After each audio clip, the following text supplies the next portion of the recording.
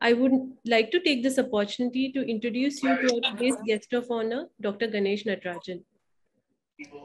Hello, sir, and welcome to the panel. Dr. Natarajan is the founder of FI World, a platform dedicated to investment and mentoring of startup skills, platform, and social enterprise. He is also chairman of Skills Alpha, Pune City Connect, and Social Venture Partners India, and a co-founder and chairman of Global Talent Track. He's a distinguished alumnus award winner of IIT Bombay and NITIE. He's led two corporate success stories with distinction, Aptech from 1991 to 2001 and Zensa from 2001 to 2016. Zensa is in the last 5 years had a CAGR market value growth of 44% annually, a record in the industry. Dr. Natarajan is a member of Chairman's Council of NASSCOM and has been the chairman of NASSCOM and NASSCOM Foundation. He is also a member of the National Council of the CII, a board member and past president of HBS Club of India and fellow of the Computer Society of India. Dr. Natarajan is the alumnus of BIT Mesra, NITIE, IIT Bombay, and Harvard Business School. He is the author of 4 McGraw-Hill books on business process reengineering and knowledge management, and other publications on the IT industry and inspired leadership of Gen Y. His book, Startup of Global Success, published by Sage Chronicles, has success story of Zensar. He is the independent director at SBI and chairman of the board at Honeywell Automation India. Thank you, Dr. Natarajan, for giving us the opportunity, and we look forward to interacting with you. Pleasure. We also have some distinguished guests joining us today. We have Dr. Sandhya Shekhar. She's the management consultant for corporate and education. She's also the author of several books, papers, and articles. She's an active speaker at international and national forums, including TEDx London Business School, etc. We also have Ruchi Mathur. She's the CEO of Pune City Connect, a not-for-profit organization that provides a platform for corporates, individual, and local government to contribute collaboratively towards development of the city of Pune. She has been the head of CSR at Zensar Technologies. We also have Lata Venkatraman joining us on the panel. She's a certified coach, corporate trainer, and behavior specialist who rolls in 2 decades of global experience. She was also the associate VP at Aptech. The host of the session today would be Vineet Patni, President TiE Pune. Vineet is a seasoned, experienced insurance, banking, healthcare, and digital business professional. He has held CXO level board positions and members of managing committee and worked with board and stakeholders of leading complex joint ventures. Welcome, Vineet. I would now request Vineet to take the session ahead. Thank you so much, Namrata, and thanks Ganesh, thanks Dr. Sandhya, thanks Lata, and thanks Ruchi for joining us today. It's knowing Ganesh has been an amazing experience for me over the last few years, and we'll certainly pick his story and talk about him a lot more as the session progresses. But as entrepreneurs, as things progress, as life moves ahead, and there is more and more responsibilities that fall in, I think multitasking becomes extremely crucial. And ability to handle different issues is the name of the game. Who better than Ganesh himself talk about painting different canvases? I think that's the theme of the session today. I've known him as, he's never said a no to anything till date. Whenever I've had a conversation with him, it's always a yes. And, I always, know him as kuch bhi ho sakta hai. That means whatever you say, it's possible, right? It's never that it's difficult or it'll not happen. He always will make it happen, or he'll give it a best try, or he'll give a great try. And I think today's session is completely filled with takeaways. It's going to be fun. It's going to be a lot of conversation between Dr. Sandhya, Lata, Ruchi, and of course, we will ask a few tough questions to Ganesh, as well as we would ask Ganesh to get anyone in at any point of time he decides to.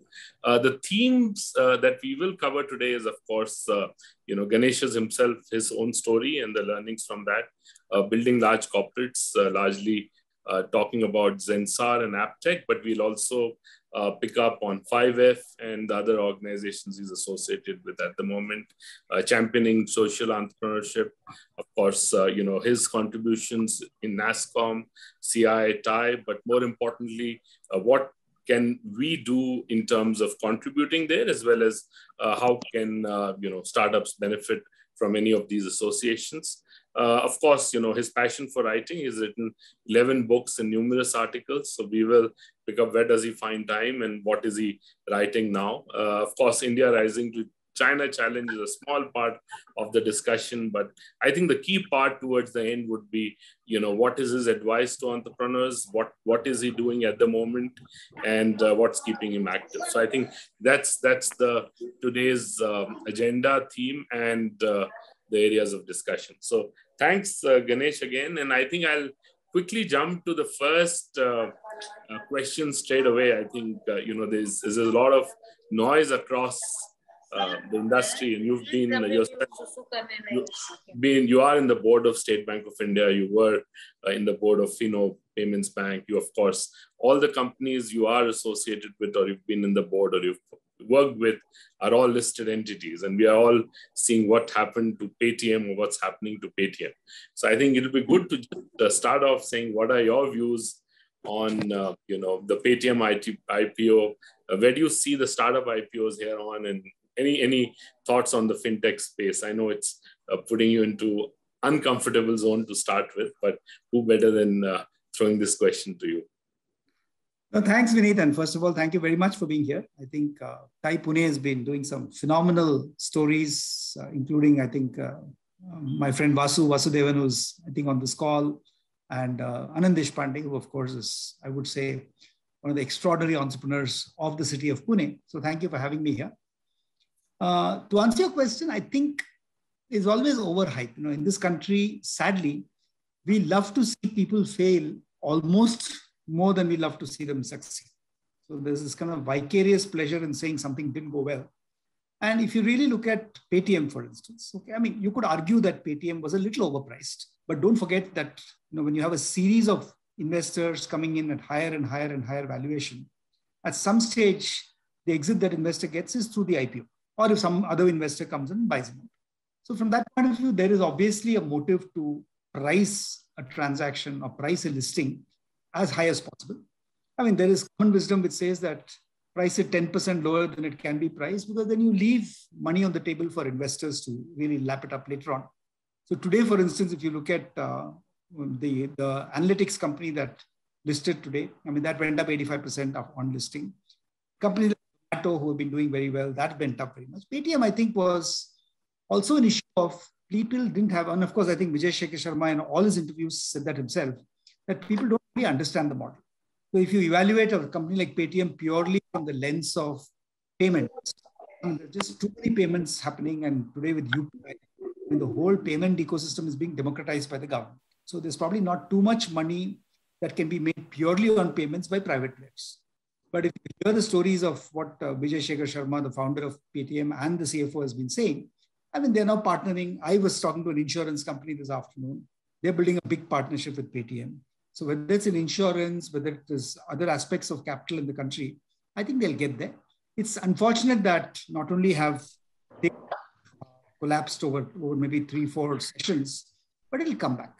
It's going to take no clear path to profitability for Paytm because they haven't really played out the business models that they spoke about. But my own belief is that give it 6 months to 1 year, the price points will start coming back. And then, of course, it's a long haul for the company, like any other company.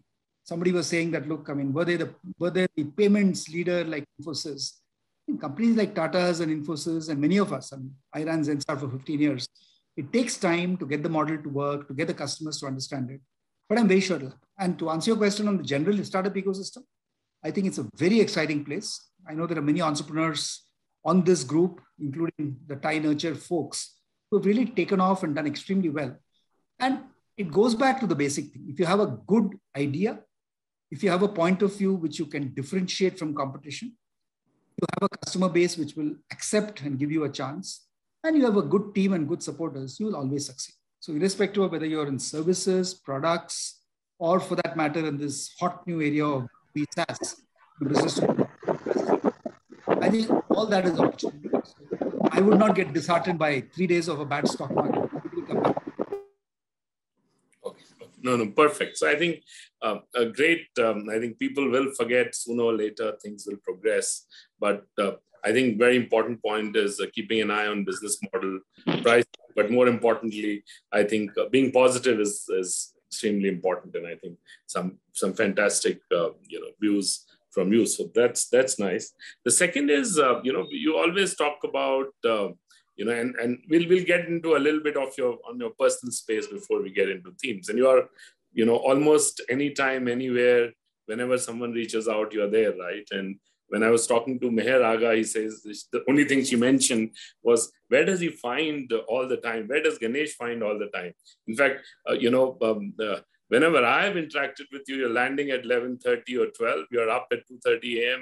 God knows you ever sleep or not, and you're somewhere at 6:30 or somewhere at 5. So you're all there. So what does a day look like for Ganesh Natarajan, or what does a week look like for you?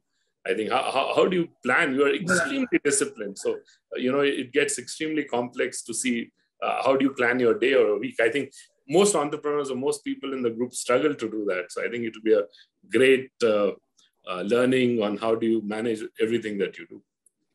Well, I mean, anecdotally, if you look at the next 12 hours of my life, we're going to finish this in maybe an hour and a quarter from now.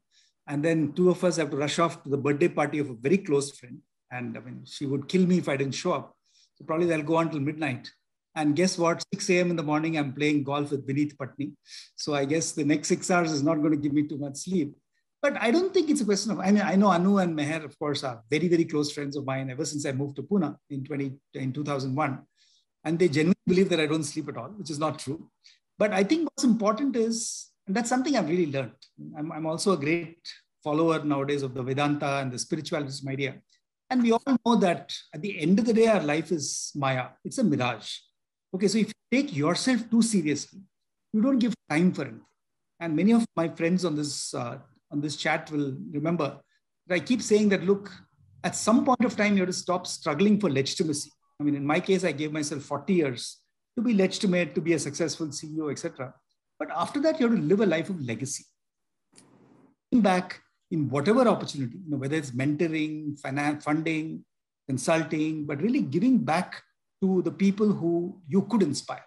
So I think that's the reason why I think I find 36 hours in a 24-hour day, because I also compartmentalize my time reasonably well and make sure that time is used efficiently. I enjoy everything I'm doing, and even if I can touch 100 lives every year and add some value to them, I think that's really what living a life of legacy is all about. Phenomenal, Ganesh. I think that's still, we will keep probing on how do you ensure that you're so disciplined, and how do you make sure, what is the learning that you're going to leave with others to be disciplined. I have never seen, sending you a message and not getting back a calendar invite, whether it's a dinner, whether it's a game of golf, whether it's a simple call. So I think you tend to organize yourself very, very well. So that's a great learning for everyone in the group, that you need to calendarize things, very well.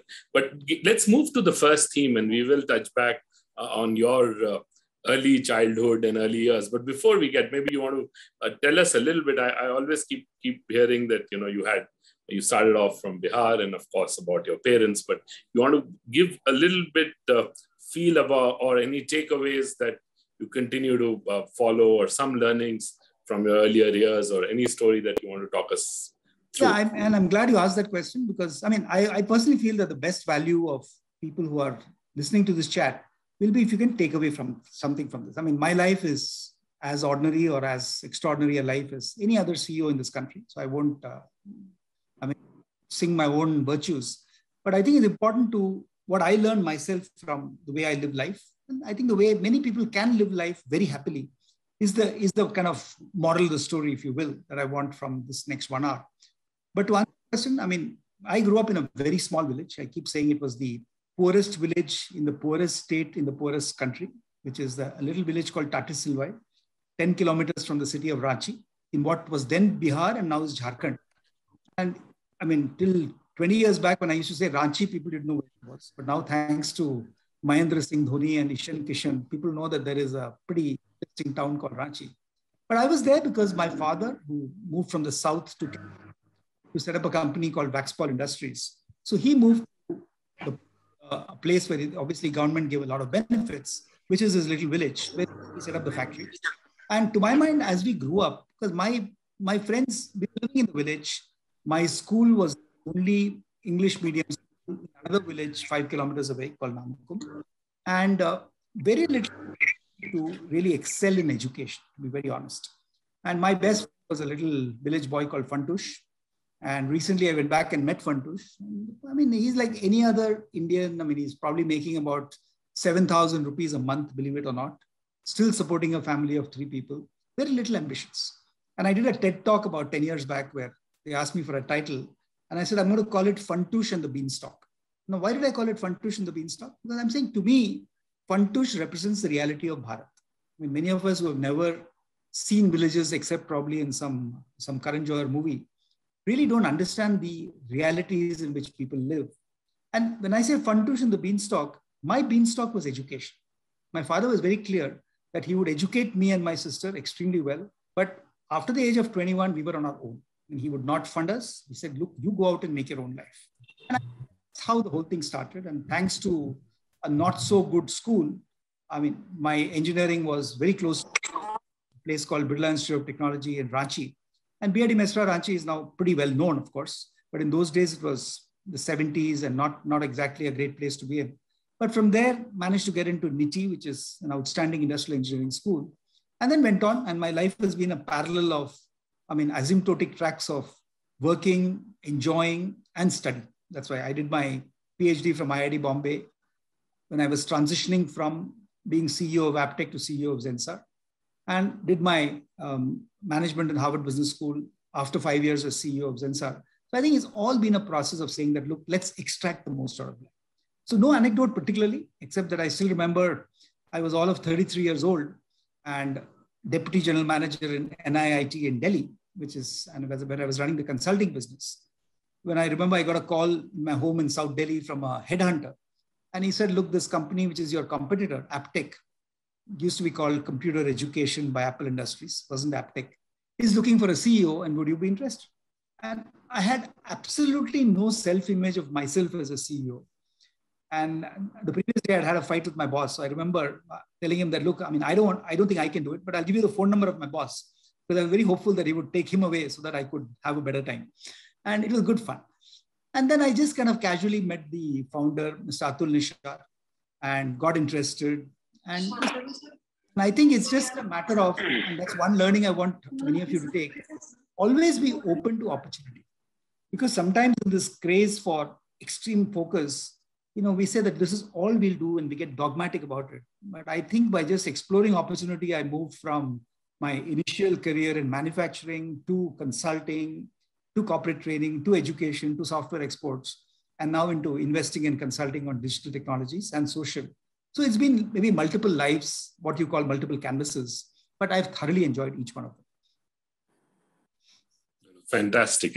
Namrata, can you just get Dr. Sandhya, Lata, and Ruchi on just pin them or focus? So just because we'll move forward to the first theme, just to make sure you all are there. So thanks for being there and for people to just see all of them. So we'll move to building, the initial part of your career, Ganesh, building large businesses, of course, building Aptech and Zensar, and towards the end, we'll pick up the 5F. And I think Lata, Dr. Sandhya were very much part of the initial part of your career. And they told me you practiced a lot of things which is being spoken today, for example, women leadership and so many other, aspects. Maybe Dr. Sandhya, you want to, put some perspective or talk about the initial years of Ganesh, or even throw a couple of questions to them. It's more of a conversation, so feel free to jump in at any point of time. Good evening, everyone, and thanks for having me here. I mean, a double thank you, because it's always a pleasure to be with Ty in any geography. And number two, I mean, who could have asked for a better opportunity than this to have a little fun at Ganesh's expense. And I think having worked with him or having known him for over 3 decades, I can take the liberty of being a tad irreverent about a persona who can otherwise be pretty overwhelming for the rest of the world. Yes, Ganesh? Absolutely. I'm really scared of Sandhya Shekhar. So let's see. So that's a common joke between the two of us, you know. And when Vineet was having this conversation with me, I was actually telling him my nickname for you, Ganesh, which shall be revealed at some opportune point in time. but anyway, on a less flippant note, I think since we have a young audience here, there are several things that I think stand out as far as Ganesh is concerned in terms of how has he dealt with the whole business of growing businesses, and then the other facets of his life as well. And I think a lot of us are going to be telling you that Ganesh is pretty abnormal in many ways. And why do I say that? I mean, he has a CPU processing speed which is like 10x of common mortals like me. I mean, I don't know how he does it, but his sheer processing speed, and that's what leads to his amazing multitasking capabilities. He's working on a dozen things at any point in time, while lesser mortals like us are trying to straddle 4 or 5 things simultaneously. So that's just one amazing capability. And like you very rightly pointed out, Vineet, it's something that young entrepreneurs are really going to require and want to emulate. What his algorithm is, I've still not figured out. And maybe one day we should have a chat about it, Ganesh. But I think that's just a phenomenal capability. And the other abnormal thing about Ganesh is his sheer energy. I mean, at the end of a long working day, when all of us are ready to go back to our respective homes and curl up with a book and have dinner, he's ready to party. I honestly haven't figured him out. Like he just works hard and parties hard. And I mean, what is the secret of his energy? I think we should do some kind of an advertisement for a product, Ganesh. That's another thing that I haven't quite figured out.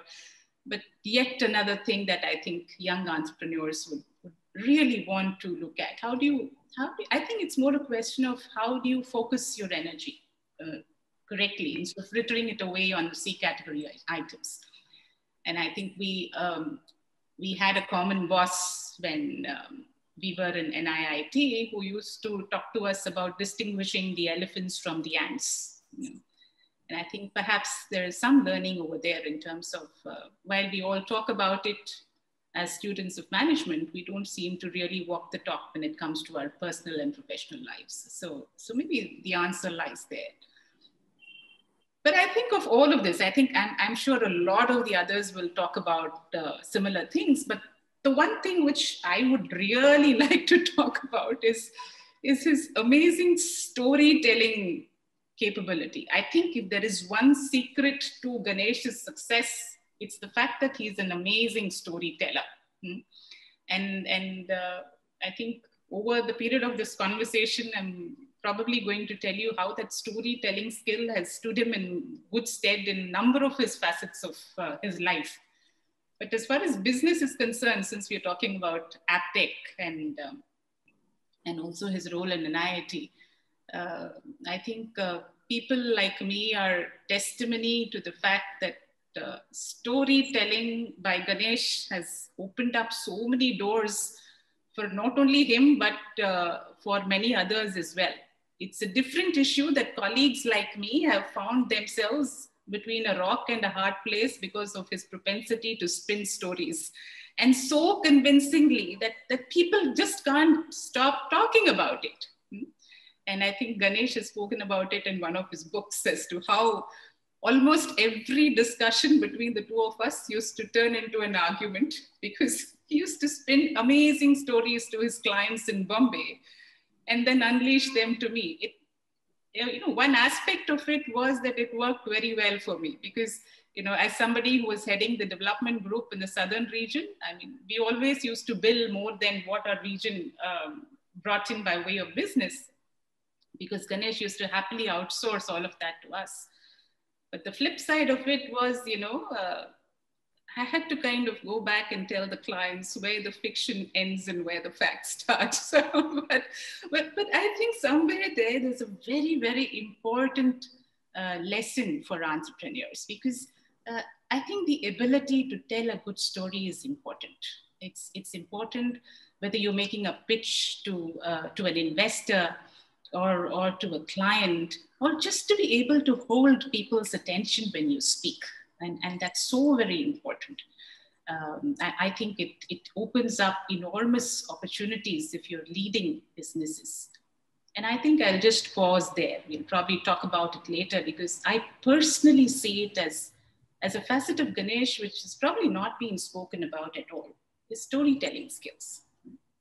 Yes, that is fantastic. So thanks, Sandhya. In fact, you know, Lata, in your initial years, you talked about, you know, Ganesh always, you know, I think the slogan that time for Aptech was "We Change Lives," and I even saw the 1992 or 93, you know, some of the marketing campaigns, and I think you know, the parties on Thursday. But you know, I think those were the years when you started to build a culture which people talk about it today. I think Lata, you want to speak a little bit, and then maybe Ganesh, it'll be good for you to talk about how did you, you know, what are your views about building an organizational culture in the earlier years, and why it's so important to have that culture, and also a touch upon your leadership style, because I understand you don't believe in hierarchy and you just are there almost all over the place. So just to pick up a little bit on how, you know, what do you want to leave back, or, you know, pass to the entrepreneurs in terms of, you know, various leadership styles, but what do you practice? So Lata, you want to say a few things, and then I'll move after that to Ganesh. Sure. Thank you, Vineet. This is an amazing opportunity for me to talk about somebody who's been a big influence in my life, and not just for myself. I can talk for the thousands who are associated with him while in Aptech and Zensar, as well as NIT, and all the other places that he's been associated with. And since this is a forum for entrepreneurs, I'll take on the point that Ganesh mentioned. Most of us have wonderful ideas which we want to roll out and make it big out there.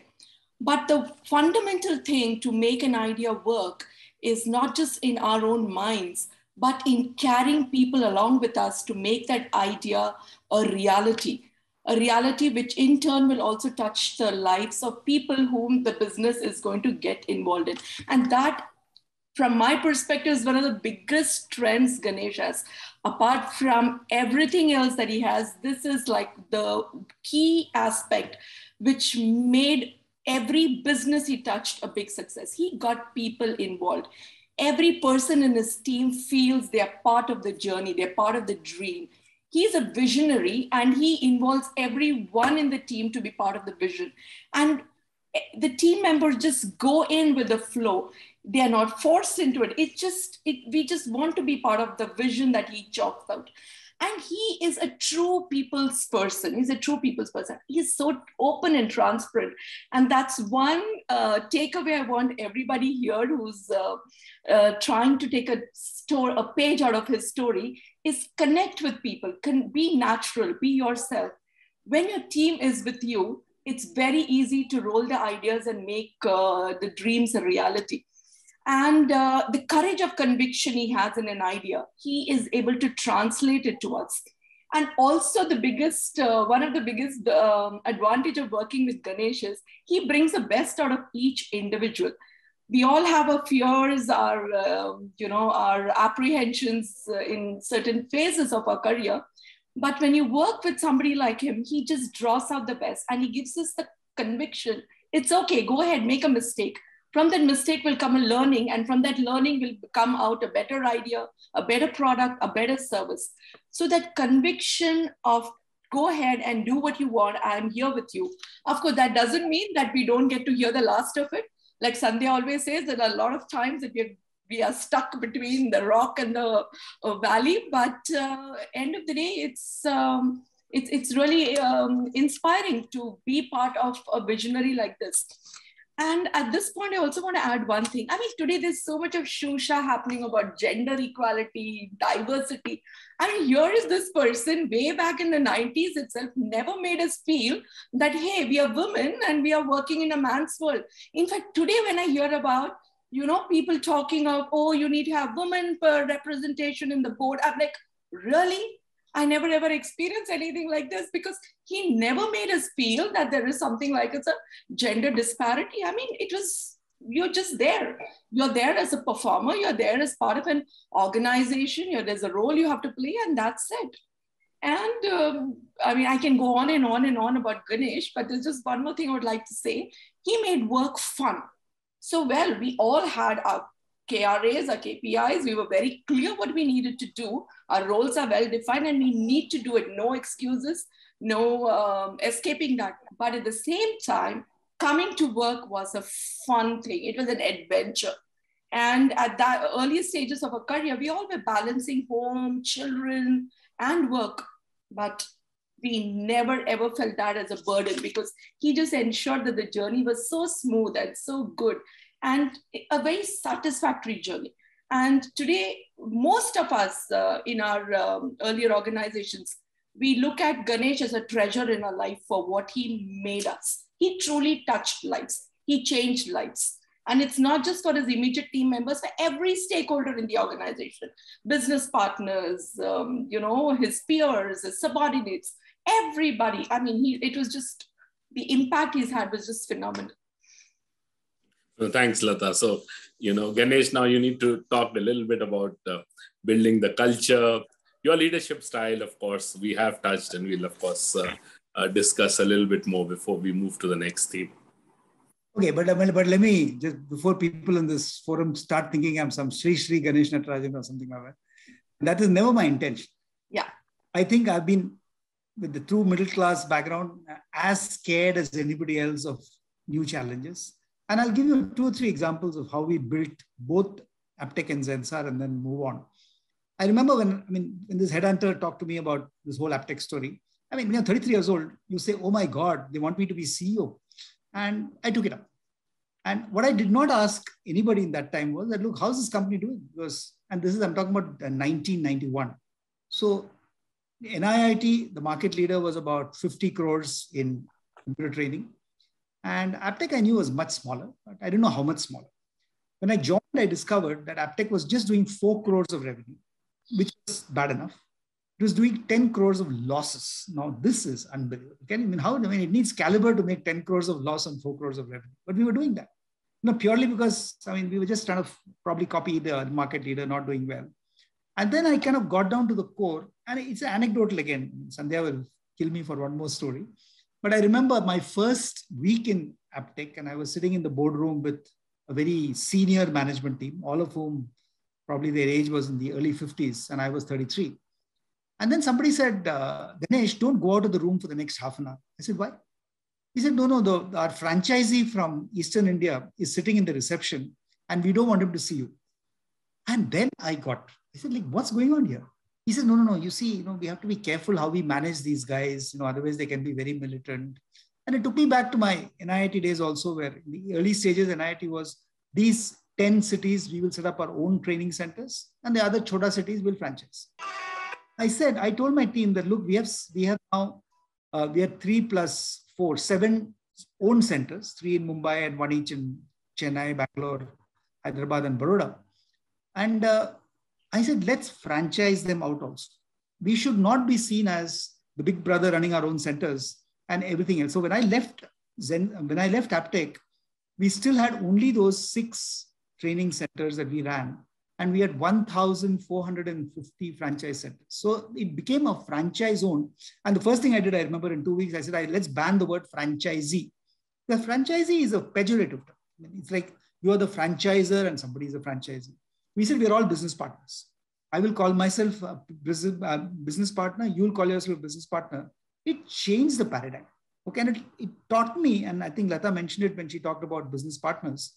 that everybody is out there to succeed, whether it was a young Lata Venkatraman who was the marketing head of our Malad Center, or it is, let's say, a very, very seasoned IIT, IIM franchisee running Jamshedpur. Everybody has the same aspiration. So I think that was one thing we did, and we never looked back. I mean, we became the market leader, we listed the company on the London Stock Exchange, and all with an amazing amount of fun. And then, of course, I think 2001, the government had taken up almost everything in computer education. So there was no great growth left in either an Aptech or an NIT or anybody else. Very similar to what I said in your opening question, that even the payments, thanks to UPI, will get democratized. So people have to be careful if you're just looking at payments as a thing. Same thing in those days. So then I got a chance, and again, it was another story where I got stuck in the lift in Lisbon, Portugal, with a gentleman who was, and both of us, the lift stopped for some reason. And for 12 minutes, we were just kind of chatting with each other. Turned out that his name was Sanjeev Goenka. His brother Harsh Goenka had this company called Zensar. And he said, my brother is looking for a CEO to build this company. Can you join? And again, imagine making the same mistake again. I again didn't ask me how the company was doing. You expect software exports, the glamour boys must be doing well. But when I joined the company, it was a little 40 crore company and just about profitable, not even making big profits. And then I remember going back to the board and saying that, look, I mean, it's 2001. There's very little opportunity right now because of .com bust and so on and so forth. And this was before Osama bin Laden happened. What do you really want me to do? And they said, look, if you don't think this company is worth it, just shut it down. And I was like challenged. So I still remember I got my whole team together again. There are about 14, 15 people, and who stuck with me right through till the end of my tenure. That was the quality of that leadership team. And we asked ourselves the question, what do we want to do? And common wisdom, even the analysts in the stock market used to tell us, oh, you're a small company. Look at Geometric Software in Pune. They also are a small company. They just focus on one thing and they do stuff for small clients. But my team was kind of, call it arrogant, call it whatever. They said, look, we will only work with the best companies. So most of our clients must be Fortune 500. And they said, look, we should be following the customer. We shouldn't be saying we'll only do this or that. For a 40 crore company to have that ambition was quite impossible. We did it. So we went out consciously and said, we'll get Cisco, we'll get Marks and Spencer, we'll get Fujitsu, we'll get John Lewis. And even today, if you look at a company like Zensar, 85% to 90% of revenue comes from Fortune 500, FTSE 100 clients. So it was that vision to take what Lata was saying, build what is called a vision community and make vision happen. That was made us successful. And to talk about culture, Vineet, and just end with that, I remember after I went to Harvard and became very close to a gentleman called David Garvin, was my favorite professor. And David and I were on a flight from Boston to Delhi at some point. And he was asking me, so how's it been? I said, look, we're doing fabulously, growing 40%. And he said, Ganesh, tell me the secret. When you're a smaller company than the big ones, how do you succeed? Now, maybe I had 2 glasses of wine, so I was feeling a little facetious. So I told him, David, it's all about love. He says, did I hear you right? Did you say love? I said, yeah, it's love. He says, I've never heard somebody say love in the corporate context. I said, it is. Then he said, okay, I'll test you out. Don't tell anybody. I'll come myself, get a researcher from the Harvard Center in Bombay, and we'll spend 3 weeks in your campus, and then we'll see whether you're worth a case study or not. 3 weeks later, David called me and said, look, I believe what you say. Because there's so many people who are so passionate and just love the whole culture of the organization. And he wrote this wonderful case study, which I might share with you, Vineet. It's called Vision Communities at Zensar.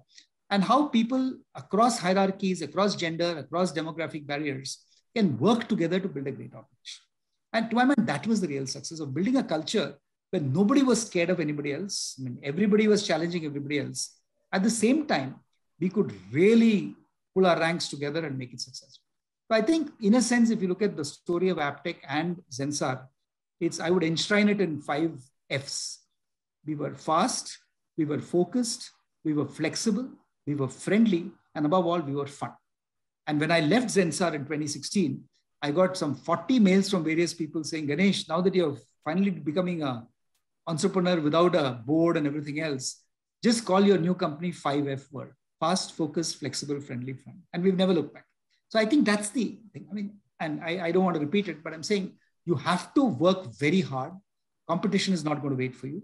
Customers are going to be extremely demanding, which is where the focus comes in. You've got to be flexible enough to do what it takes to meet the customer requirement. At the same time, you cannot believe in hierarchies. You cannot be the corner office guy. You cannot expect people to call you sir or ma'am.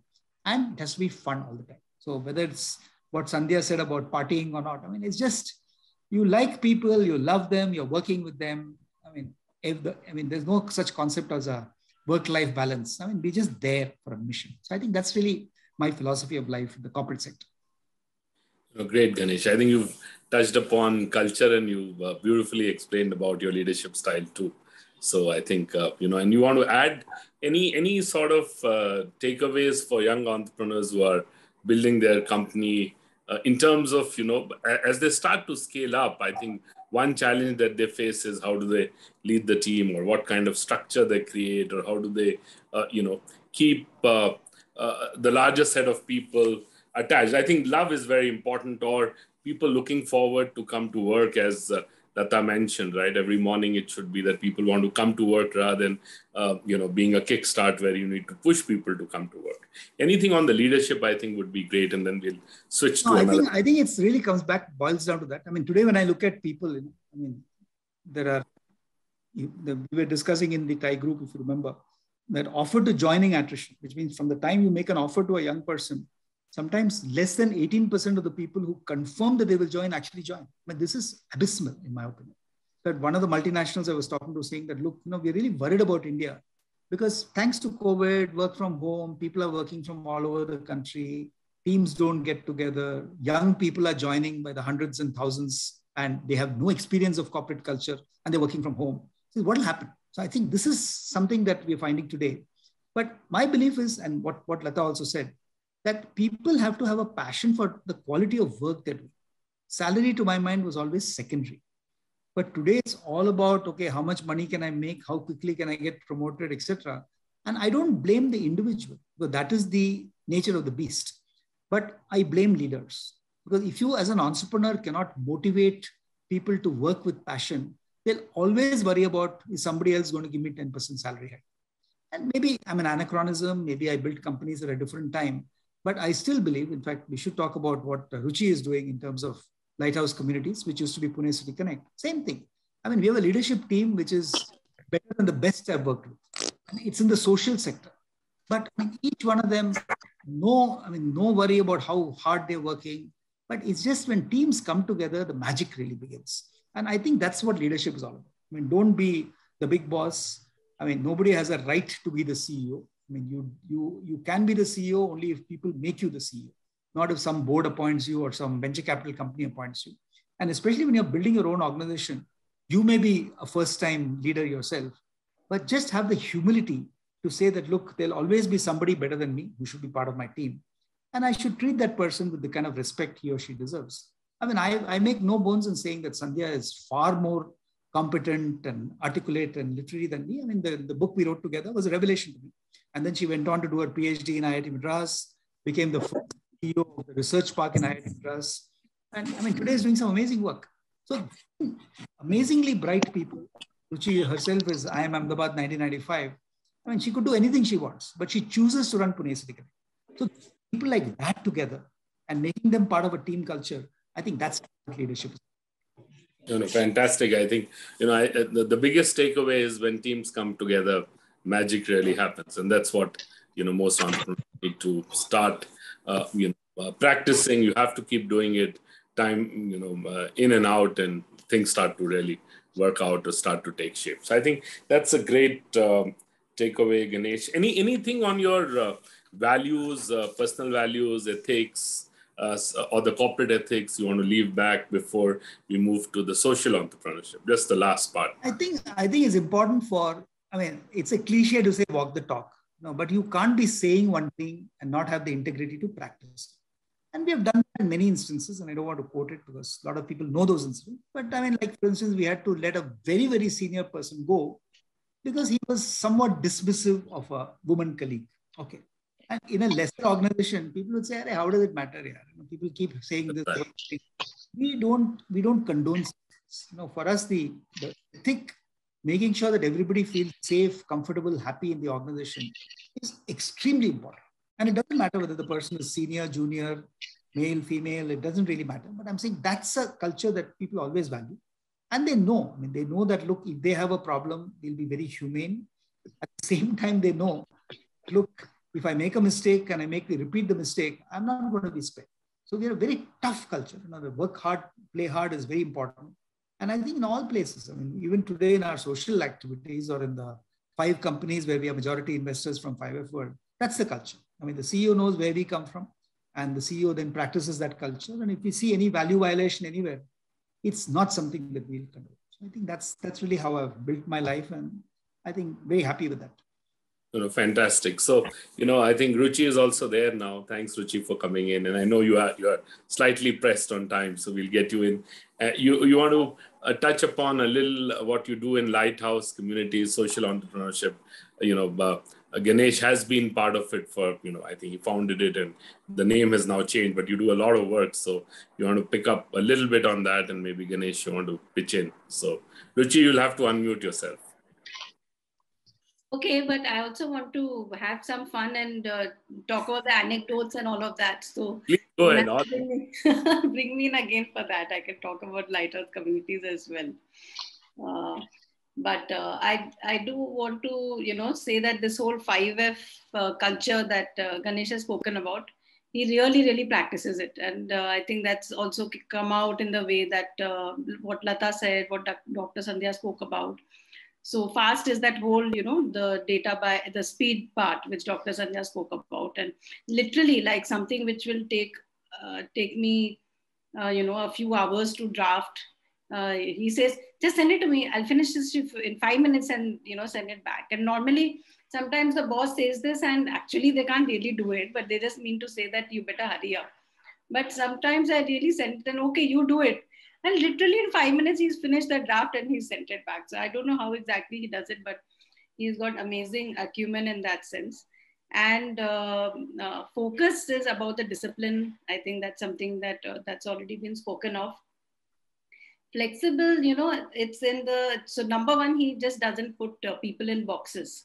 He really sees, like what was said earlier, he really sees people as the human beings that they are first.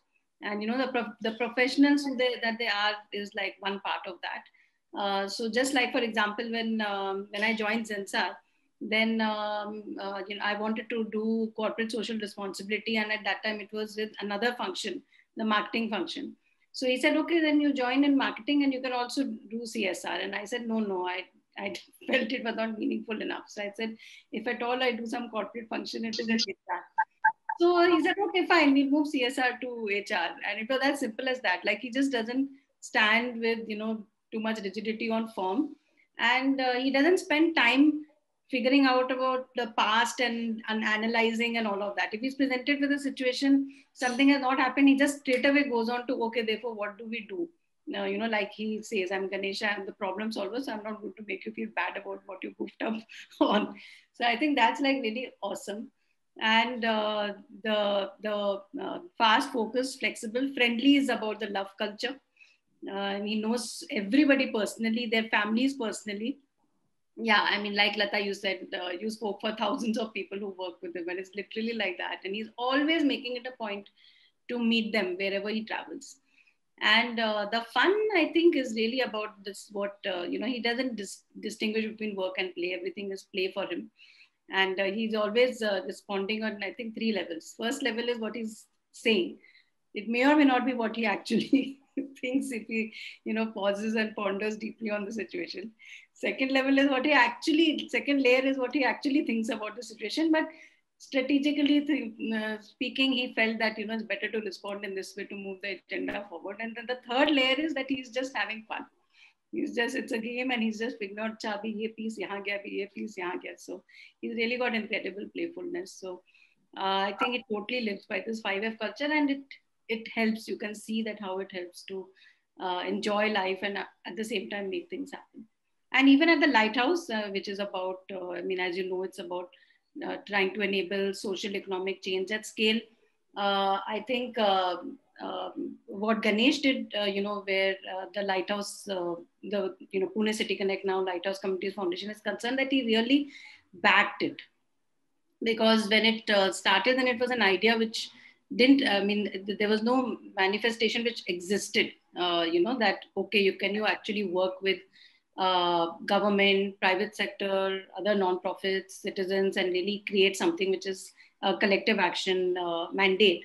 But he decided that, let's put our faith in this and let's make it happen. And then whatever it took, whether it was about calling upon his network, whether it was about telling me one time that, okay, you want to hire the person, but we don't know if this project will actually take off. If you can't raise the money, I'll pay the salary. So I could actually, hire that absolute first person who joined at the lighthouse. Or, I mean, so many things. Like, he just puts his entire weight behind something that he believes in. And that's how it happened. Otherwise, it would, still be an idea on the wall, really. So I think that's the leadership that he's shown in terms of backing. And he always makes the person feel that they are great. I mean, you can see how he's talking, right? So-and-so is doing this, so-and-so is phenomenal. But I think that's the quality of a leader that he's taught me, that it's not about, how great you may be and all of that and the greatness in you, but the person in front of you thinks that, wow, I can really do amazing things. Good. So he makes you really, empowers you, but also backs you up as you are moving ahead. I think that's extremely important. Yeah, you feel you have wings, you can just fly. Okay, great. So Ganesh, a lot about your leadership and your style, but a little bit on your, the social entrepreneurship. You want to put your thoughts before we move to the next theme. And of course, we have a big part on your book writing, as well as the takeaways or what you're doing now. So yeah, sure. No, I'll talk a little bit about social entrepreneurship, because obviously it's now 40% of my life at least. And I know there is an amazing young woman called Manjari Gokhale, who's on this call. And she set up this entity called Maya Care, which some of you may be aware of. And her leadership is almost entirely PWDs, people with disabilities who are working with senior citizens in 26 cities in the country and really doing amazing work, giving them help, giving them support, etc. So I was actually WhatsApp exchange with Manjari 10 minutes before we started and said, what should I talk about? And she said, you must talk about passion osmosis. And I thought I mentioned this because it's a very important aspect of leadership style that I think many of us practice consciously or unconsciously. What's passion osmosis? If you feel passionate about something, that passion has to get transported to the other person. And what Ruchi just said, that the team or the leaders, next level leaders, must also feel that we can make this happen. I still remember in Zensar, when we were a small team, then we all had this passionate feelings for each other, for the community, for the customers, etc. And when we grew to 6,000 people, we started worrying that, look, are the next 30 people, next 300 people equally passionate? And I remember all of us said, we will not get a OB trainer. Lata, you were not there. We wouldn't have given you the contract. We did give you something in Zensar. But I mean, the top management training, we said top management has to train. So we trained each of the 10 people in leadership and said, you go out and I myself did six of those workshops, 2-day workshops in 6 countries. So we went around and said, look, this is what we believe in. And I still remember we used to talk about 3 things that are important for any leader. One was connectedness, which is what we just talked about. The second was development planning. How do you develop your own people rather than just saying, oh, I'll just send them off to a IIM once in a year. It doesn't help. And the third was feedback. Because we genuinely believe, and I still believe, that Indians are very, very bad at giving feedback. I mean, even today I've talked to various people saying, oh, in the appraisal time, which is coming 3 months from now, I will tell her what I think of her. I'm like, 3 months will pass. You'll probably lose the person. So passion osmosis is all about saying, if you are passionate about everybody must be happy every hour, every day, how does the next leader, the manager, also practice that? And I think Manjari is doing an amazing job in what she runs in Maya Care.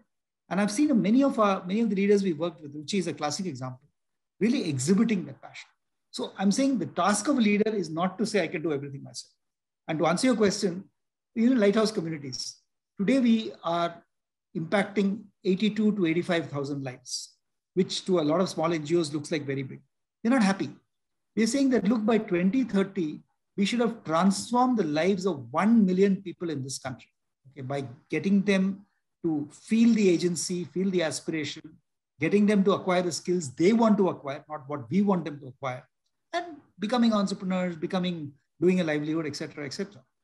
But then when we think about it, I mean, if you look at, when we were just doing research, I mean, today hardly 400 million people in our country of 1.3 billion are employed or have a livelihood.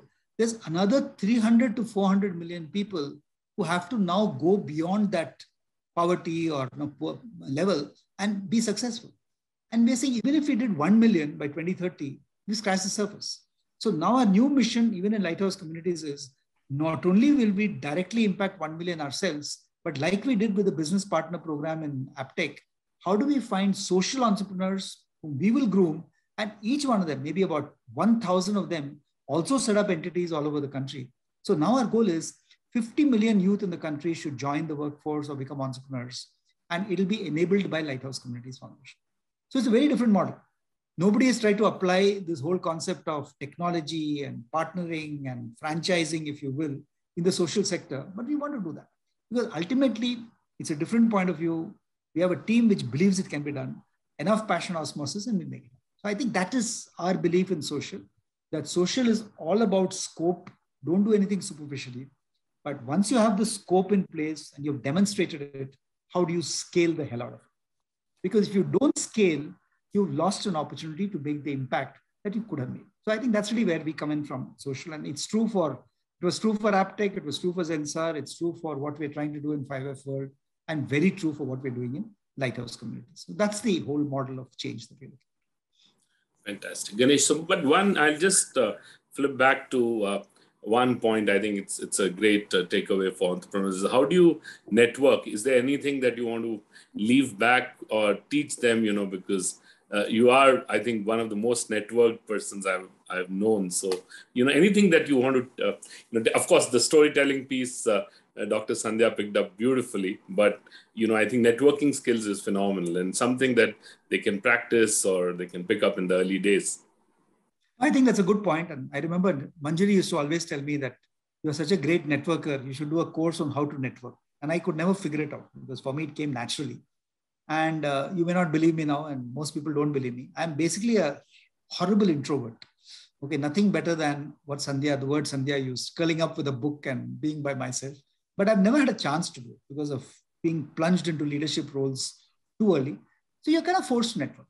And the reason why I am okay with networking, especially with people I like and people who like me, is that once you develop a bond, then you keep meeting each other. I mean, you and I, Vineet, are classic example. We met when you were in Bajaj Insurance, and then we kind of lost touch, and then we found each other again. And I know we can spend as much time as we want with each other. We won't get bored. I mean, which is true for me with Lata or Sandhya or Ruchi or maybe another, at least, if not all 5,000 people are on my Facebook, at least 3,000 of those 5,000, because you genuinely like those people. So networking is about building something that you like about a person and then spending enough time. I mean, just sending that's why I think social media will kill all these things. Because if you don't spend enough time, we were the first people to open our offices way back in May. Then, of course, we had to shut down for second wave. But both my wife and I felt that, look, unless people are able to talk to each other, have the occasional coffee, okay, be socially distanced, do gaz ki zuri, mask ki zaruri, all that is fine. But it still needs a human bond. So to me, that is the driving force, that you have to like other people. Don't force yourself to network because somebody told you to network. Develop a liking for whether it's your colleague or the people you network with. Then you will find that life is so much easier and so much nicer. So I think that's really very important. And to Sandhya's point on storytelling, I think it's very important. 5 years back, we did some research in NASSCOM on what does it take to be a successful entrepreneur in the future. And the top skill that we came out of research was storytelling. And storytelling is not storytelling. It's communications. It's engaging with people, your colleagues, your customers, even your suppliers. And I think that's what makes the difference between a great entrepreneurial organization and an also ran. So I think those two are important aspects of networking, communication, storytelling. It all makes for a great success story. I think I couldn't agree more. And very important, I think Ruchi did touch upon it, is your ability to connect not just with the first level person, but the families and the overall whether it's an employee, whether it's a friend, whether it's anyone else that you get connected with. So it's a much powerful relationship that gets developed. I think that's very crucial as people start to build some sort of, network around them to help them or to make things move ahead. So I think that's very, very important. Ruchi did mention that she has something at 8 o'clock. So, she had informed me earlier. So quickly moving to your... what she has is she has to come and pick me up so that we can go to the same party. Okay. So, we did, you've written 11 books, you've written so many, articles.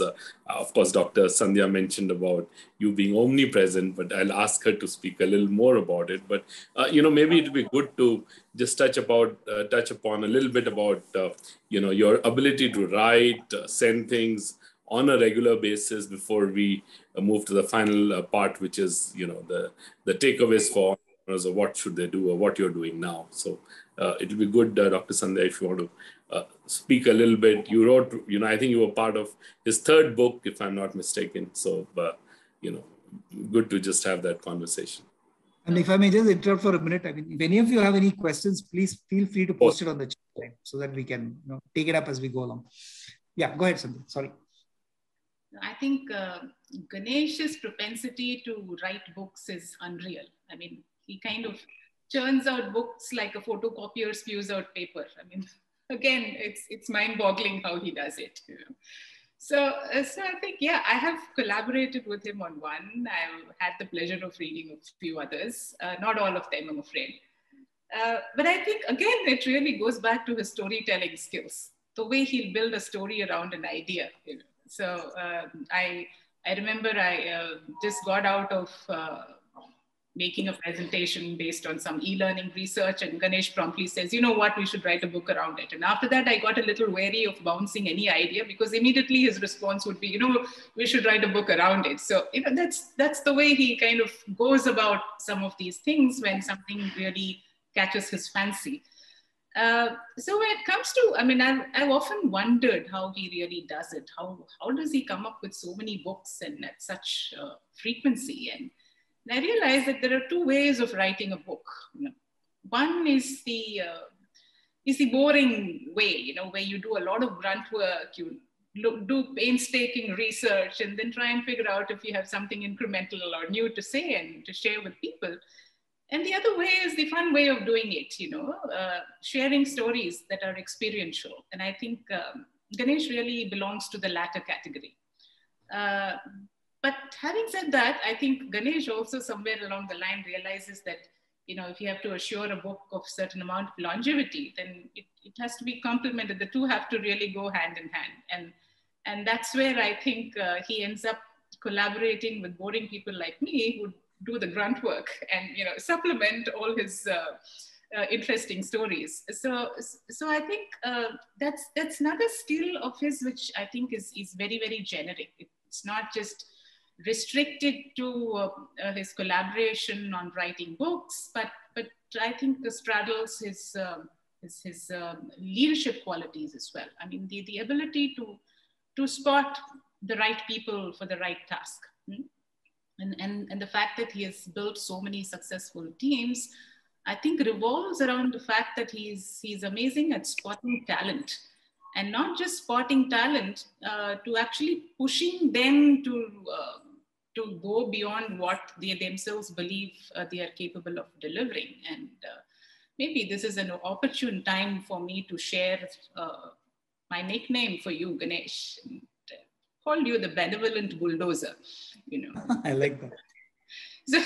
So I still remember, I mean, just to go back one frame and, talk about his leadership skills, because they're equally relevant to the kind of books he writes, is the fact that, I mean, at one point in time when I thought I was on a sabbatical because I had a little infant to take care of, he approached me and said, you have to get back to work. I said, no, I'm not going to do that because, I've promised myself a 1 year sabbatical. And he said, no, and we talk about remote work today. Back in the early 90s, I think it was either 94 or 95, he said, just sent me a PC home and he said, you just start working 1 hour a day, So, Lata talked about carrying the team together, and Ruchi spoke about flexibility. It's a combination of not only spotting the right people, but actually knowing which buttons to press and give them that kind of flexibility.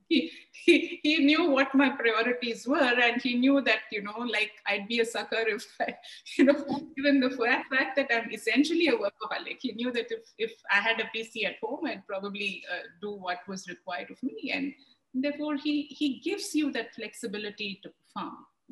So I think it's really his ability to spot the right people that he wants to work with, to build a team, and empower them with what they need in order to be able to deliver.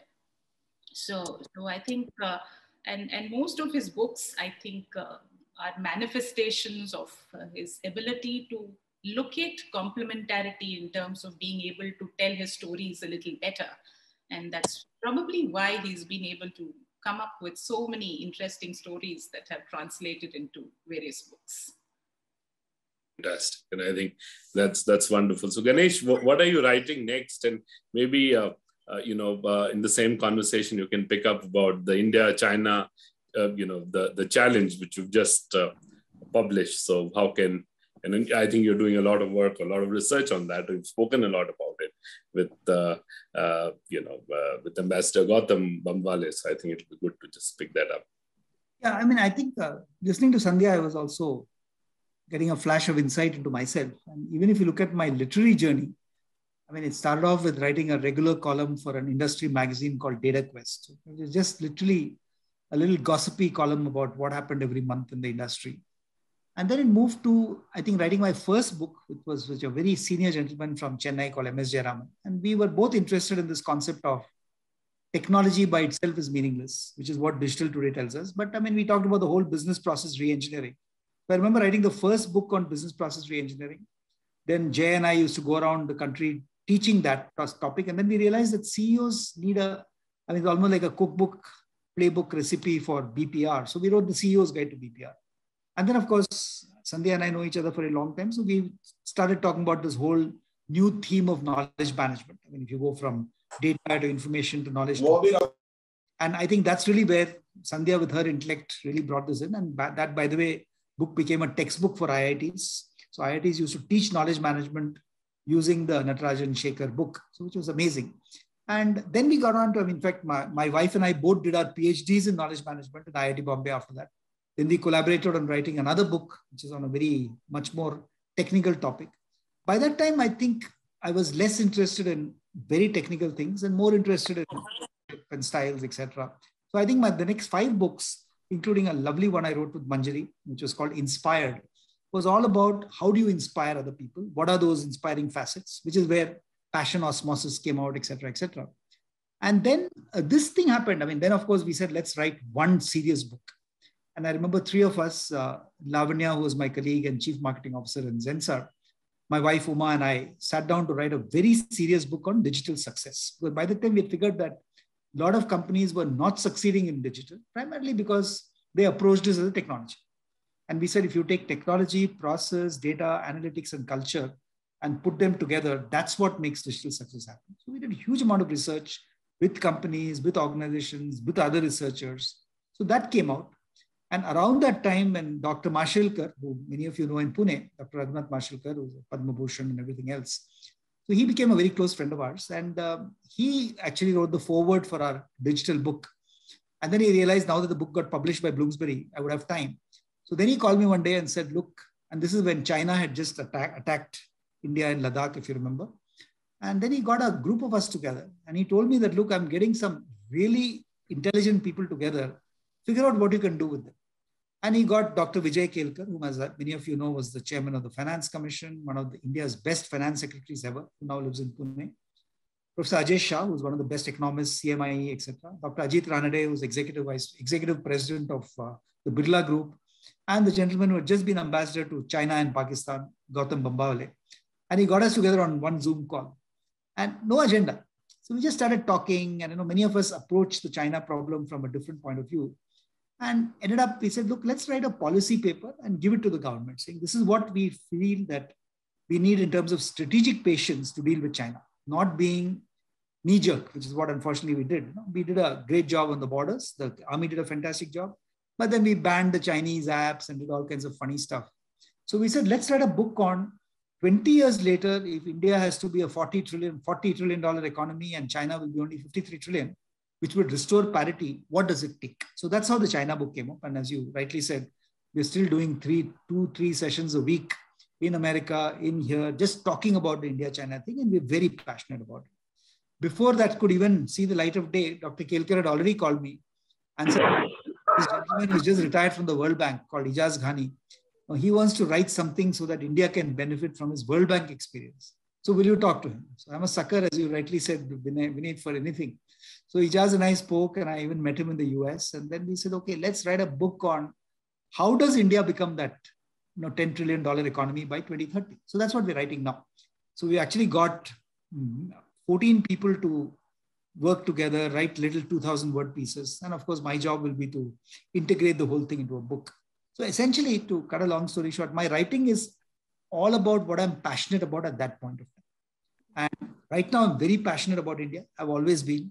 Lived 2 years in London, became a green card holder, lived in San Jose, California. Could never, as an Indian growing up in Bihar, relate to the fact that I wanted to make tons of money abroad. So we always came back. And 2 years in London, we came back. US, we came back. And given how passionate that my wife and I are about India, he said that, look, let's do something. And in fact, she's also a collaborator in this book. So that's the idea. So I'm saying at this point of time, to going forward in my own life, I just want to make sure I'm giving back as much as possible. Giving back intellectually, giving back academically, and giving back professionally, which is where the whole TIE and the startup movement and even what I did for NASSCOM comes in. And I think giving back to the country in whatever way we can, it sounds jingoism and patriotism, but at the end of the day, if some of us don't feel that way, what is the future of India? That's fantastic. So we'll now move to the last theme, Ganesh, in the interest of time, basically a lot of takeaways and what you're up to at the moment. You did talk about the book, but, Namrata, you please keep Sandhya and Lata also on the frame. So just let everyone be there. So, I think a few takeaways, but maybe learnings. One, of course, is living life to the fullest. We see that throughout whenever we see you, and you are, whether we see you at 6:30 a.m. in the morning or 10 p.m. in the night, you're the same. And I think the same applies to Uma too. Whenever we see both of you, I think it's phenomenal. So, I think that's very important. Whether you meet someone at any point of time, the person has to be at their best. And I think that's one takeaway, which is very important for me. But I think the second part that I was talking to your team was about the customer experience design, and you are working on it, or you have a lot of views on it. And I think anything that you want to leave that to the young entrepreneurs, or talk about it a little on what is that, and because it's extremely important, right? At the end of the day, finally, what matters is your customers, right? So, no, I think where it comes from, and we are doing a lot of work in that area, and also doing a fair amount of consulting work. And even one of the companies I'm on the board of, Hinduja Global Services, is now recasting itself on the whole customer journey and how to digitalize it. So I think one thing we are working on is customer experience in all its aspects. I mean, Sandhya talked about storytelling. Now, how do you engage the customer with a great story? That's one. How do you put that in digital? Then how do you use optimal colors, optimal everything to really build the best customer? I mean, we actually did that in the employee side. We built a humongous AI-enabled platform called Skills Alpha, which we are now kind of using in various situations, both in the social sector and in corporate. Where, again, learning, e-learning used to be a terrible process because people were never very interested in completing courses. But we're saying, how do we engage them with bots, with AI, with prediction, the way Google and Facebook do to you? And when Zuckerberg talks about Meta, it'll be that. So we're already creating immersive experiences, both for customer side, supply chain side, and for the employee side. So I think that's my current technical area of work that I'm really kind of focusing on. And we believe that's the future, because people will have lesser and lesser attention spans. Nobody's going to read a long book. Nobody's going to listen to a long lecture. How can you engage a person very attractively in a maximum of maybe 90 seconds and get that person interested? I mean, that's how the whole digital marketing, inbound marketing, everything came. So I think that's really how it is. Plus, I mean, as you know, I've been active with the industry associations, NASSCOM particularly, for the last almost 20 years. And initially got very influenced by the original founder of NASSCOM, which is Devang Mehta. And Devang himself was like that, very extroverted, very network oriented. And he kind of inspired many of us to really contribute to the industry. So when I became chairman of NASSCOM, it was at the request of my guru, Harish Mehta, who was the founder of NASSCOM. Then even when I finished my chairman stint, within 2 years, Harish had caught me again and said, look, now you're interested in the social sector. Now you chair NASSCOM Foundation. So I chaired that for 3 years. But all that is kind of honing your willingness to reach out to newer and newer communities and make sure you're engaging and making yourself relevant. When we started the small and medium enterprise community in the city of Pune, when I rejoined NASSCOM, Kiran Karnik was the president then. And since then, we keep looking at new ways of engaging, new ways of getting both customers and partners to get involved. And I think there's real joy in it. Ultimately, even if you're converting 2 people per week to your point of view, to a positive point of view, I think you're making a difference. Excellent. I think it's a great takeaway. The attention span of consumers is fairly low at the moment. It'll continue to go down. And, drawing or basically working on a very powerful customer experience journey in the early years for most entrepreneurs will be very, very crucial. And I think the competition will just keep going up. Any thoughts on technologies of future, what you're seeing, where things are progressing, anything that you want to leave, the entrepreneurs who are in either, ed tech, health tech, many spaces, or looking to pivot or looking to do things differently? I think, any thoughts about what do you see things which will progress? Maybe Dr. Sandhya, Lata can jump in. I think I'd love to hear Sandhya's views also on this. But I think what's important is, and we are finding that, see, it's not the US. Because US, you can create companies to sell them. And I'll give you an example. I mean, the first company I invested in was about 10 years ago, a company called BeyondCore, and I don't mind naming it. BeyondCore was set up by a very bright young kid from Calcutta called Arijit. And I met Arijit in Calcutta. Then he went to Stanford, worked for Oracle, went to Harvard Business School, got 2 or 3 of the professors to fund him, set up this company called BeyondCore. And I still remember Arijit once caught me when I was in San Francisco and said, look, I want to meet you for 10 minutes. I said, I'm sorry, Arijit, I'm catching a flight in 2 hours. So I can't meet you. He said, I'll come to the airport and give me 10 minutes. So we literally had a coffee just before my flight was boarding. And he said, look, I want $25,000 from you. I said, why would I give you 25? Send me a detail. He said, no. So he said, write me a check of $25,000. This company I'm building, I will sell to Salesforce.com within 3 years and you will get 10x. So like a fool, and just to get him out so that I could catch my flight, I gave him a $25,000. You won't believe, Beneath, in 3 years, he sold his company to Salesforce.com, actually became the architect of the Einstein methodology of SFDC, and sold it for 12x. And many of us, we were amazed. But that focus of, I know who to eventually sell my company to, is not there in this country. And it's too early, because I think we're still in the early stages of the startup revolution. So it's still good to follow the time-tested model I told you about. Have a good idea, make sure you have a business model, take it to scale. Then tomorrow you might get a strategic investor to buy you, or you might get, like Paytm, multiple rounds of funding, et cetera, et cetera. But it's still good to be honest and say, let me build a company that will create revenues, that will create customers, and who knows, actually have a path to profitability. So this is my view still on startups. Sandhya, any thoughts on this? Since you work with so many entrepreneurs today. Yeah, I mean, almost on a daily basis, I'm looking at proposals from, potential startups. And, we've been trying to grow the incubation story nationwide because of my association with BIRAC. And, here is something I keep telling everyone, whether they are investors or people who are working on new ideas, that the India story is really very, very unique. I honestly believe that we need a new breed of investors with a slightly different mindset. Unfortunately, most people, I mean, when I say most, I think 90+% of investors have an exit strategy even ahead of investing in any company, because that's the business reality. But if you have to succeed in the Indian milieu, I think one needs a lot of resilience. And to borrow Ganesh's term on passion osmosis, we got to be passionate about a problem that you're potentially solving. So I think that's one. The other thing is, I think we are a huge country of opportunities, because I think it's directly proportional to the number of problems that we have.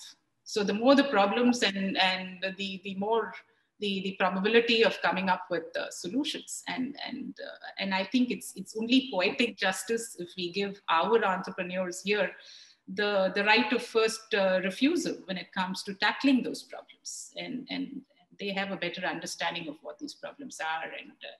And therefore, I see if we kind of do a slight shifting of gears in terms of the way we look at opportunities, at least in the Indian context, I think really the sky is the limit. But I think that mind shift has to happen across multiple stakeholders. That's what I earnestly believe. What do you think, Lata? You've been an entrepreneur in both India and Dubai, and doing great work even with the Dubai government. So what makes a great entrepreneur? Well, fundamentally a good idea for sure. And second is, like I keep telling the same thing, ability to pass that passion on in people and allowing people to think out of the box and further the idea in their own story ahead into the marketplace. That courage of conviction, and with that passion that, yes, I will make it work. There will be obstacles, but the conviction that I will surpass this is very important. And believing in people and being honest and transparent, which is again something most of us have learned from you who work with you. I mean, there's no need to, paint a very rosy picture. Paint the picture the way it is and then make a plan around it. There will be success for sure. In fact, Vineet, our friend Vasudevan has been asking, saying, how do you make passion osmosis happen? So Vasu, I must tell you that people like you are the inspiration for all of us.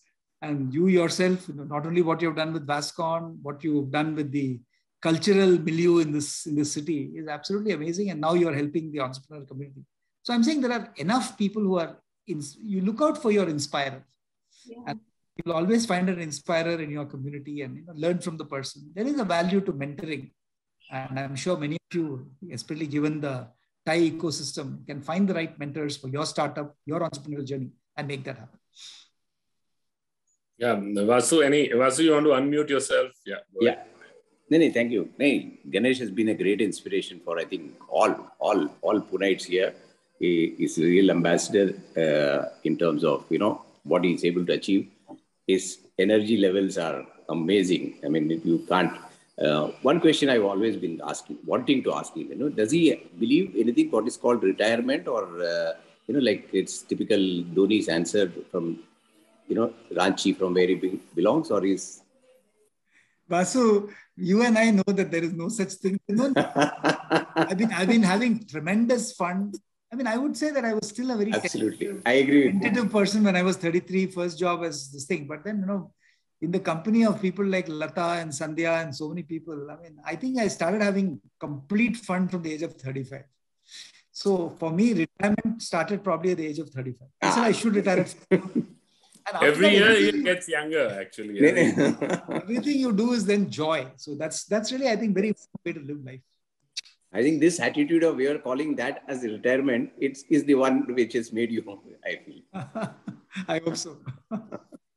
No, fantastic. In fact, Ganesh has been a really inspiring story, and I think we all really enjoyed the conversation. In fact, when I was speaking to Ramesh, he said, Ganesh you're doing his My Story, but ज़्यादा चिंता करने का जरूरत नहीं है. He'll do the talking. He won't let anyone talk. But today, I think almost 50 or 60%, we all could speak and we would really enjoy. So I think it's been a lot of fun. But knowing about you, speaking to people, I interacted with many people, and I think everyone I spoke to not only spoke very highly, but there was something to learn and take away. So personally, I think I've benefited the most in this My Story session. But thank you very much, and look forward, seeing you for golf tomorrow morning. So thank you, Dr. Sandhya. Thank you, Lata. Of course, Ruchi has dropped off. But yeah, thank you so much for making time and being here through the session. Really enjoyed. Thank you very much. Thank you, Vineet. For inviting us. Yeah, awesome. Thank you so much, guys. Thank you.